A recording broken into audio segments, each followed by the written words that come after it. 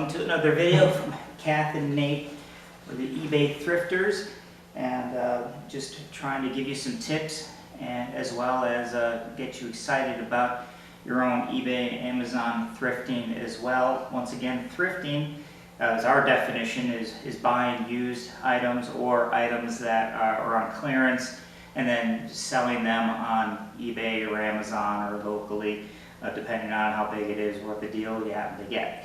Wanted to show you 4 of the purchases we've made this week and explain each one to you, how we got them and what we were selling them at, so you would have a better idea of what to do in case you encounter these particular items as well or something close to it.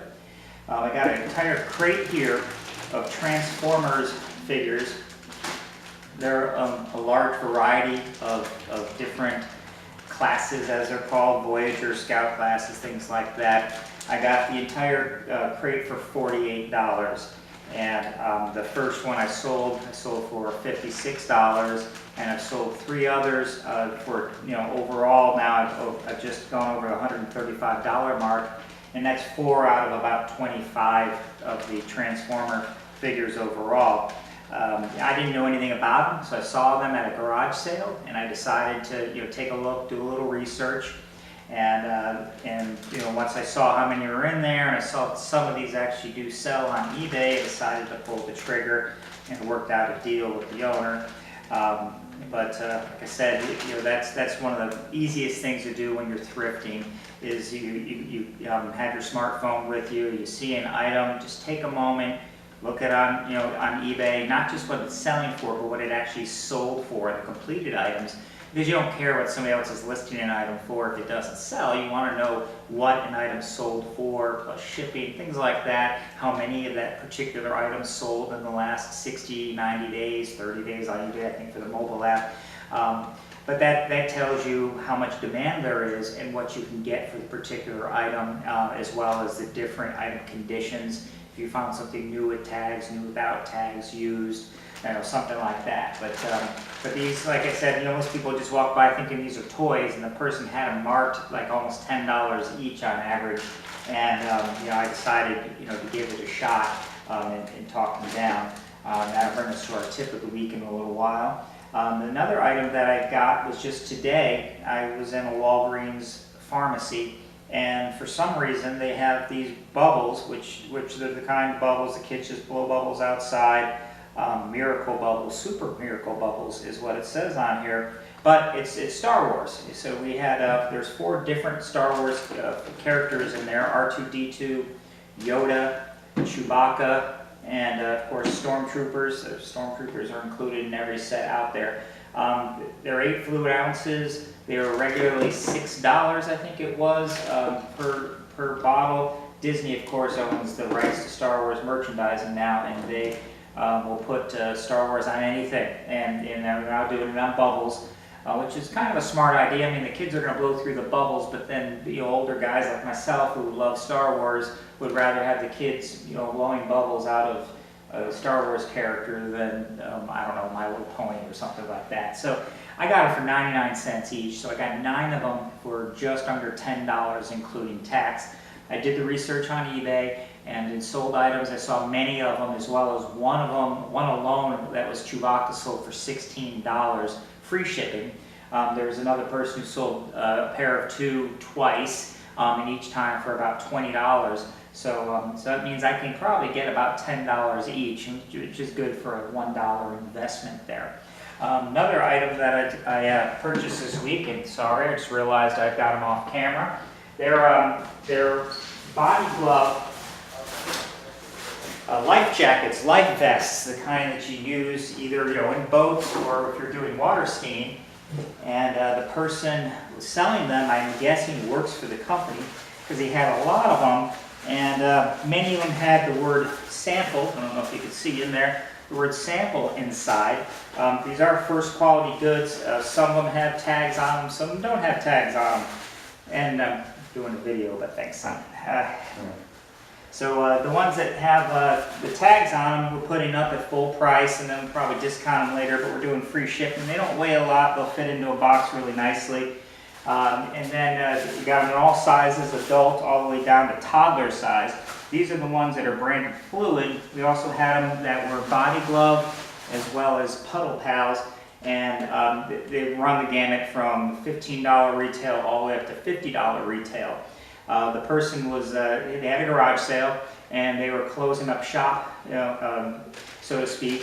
And what they were just starting to box them up and say that they were going to probably go and donate them or something. So they had another item that I wanted for my own personal use there, and decided that I'm going to give him an offer, because if he was going to donate them, he was probably going to be able to get a pretty nice tax write-off. And I wanted to come up with some money. I talked to the wife about it, and the item I was buying from them was $35, and I told him I had $80 to spend.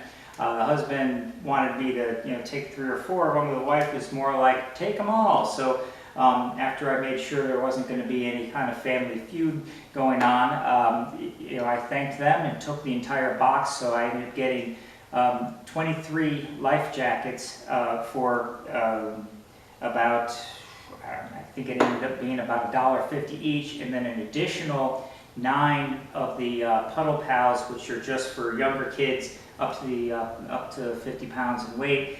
For those were about 50 cents a piece. So we already sold our first one for $42, and I paid $45 for the entire box. So the retail overall was over $1,000.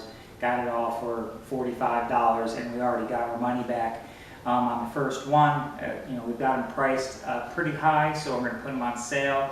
Another 10% off, but we've got about 10 different listings up because they're all different colors, and like I said, sizes from real little toddler all the way up to an adult.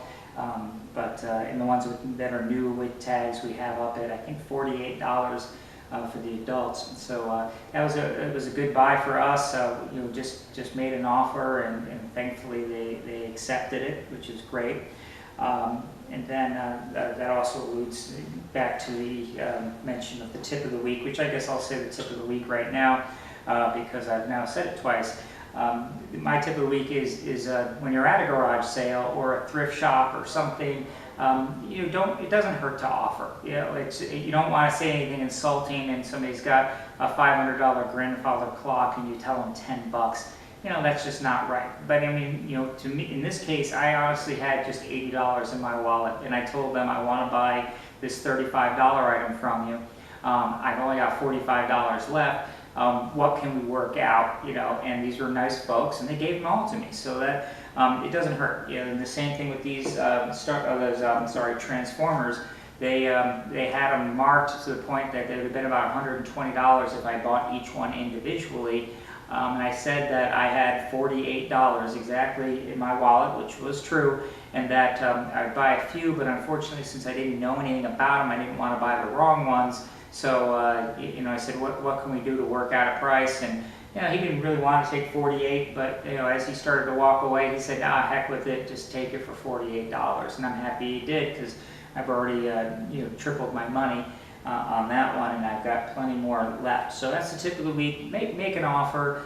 Don't insult people, but it doesn't hurt. I'm a nice guy. I don't like to have confrontation or anything like that. So when it comes to somebody saying to me, hey, will you take $10 for this $20 item, I don't think that's insulting. I think that's just normal.